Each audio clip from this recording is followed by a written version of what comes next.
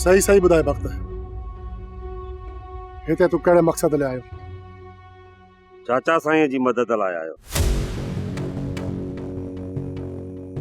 उन जी मदद लाइ त मां आहियां।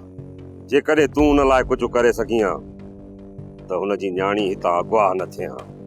जेकॾहिं अगवाह थी त हुन जे पलांद में मीर जी भेण खे अगवाह करे हिन सॼे ॻोठ में घुमायो हा। तूं छा थो चाहीं?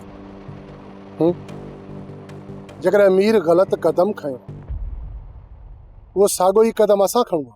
तव्हां इहो कदम खणो या न खणो, पर इहो इल्ज़ाम तव्हां मथां लॻी चुको आहे। हाणे ॿुधाए त इन इल्ज़ाम खां पाण खे आजो कीअं कराईंदो? जॾहिं वक़्तु आयो न त इहे सभु हक़ीक़तूं ज़ाहिर थी पयूं। मूंसां सभु कुझु बर्बाद थी चुको आहे।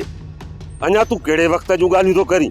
वक़्तु थियल बर्बादीअ खे ॿीहर बहाल नथो करे सघे, पर वधीक बर्बादीअ खां बचण जे लाइ माण्हूअ खे हर कदम सोची समझी खणणो पवे। मां सम्झी वियुमि मूंसा। तव्हांजी सोच मीर जे ख़िलाफ़ कॾहिं बि कोन वेंदी। तव्हां चाचा बहावल जो पलांद कॾहिं बि कोन कंदो। तव्हां चाचा बहावल खे सखणनि डटनि में रखी पिया अचो।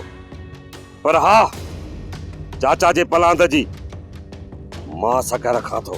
मां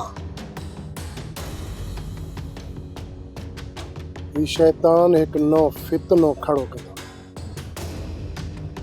जंहिं फितने जी चाचा बहावल खे ख़बर ई कोन पवे।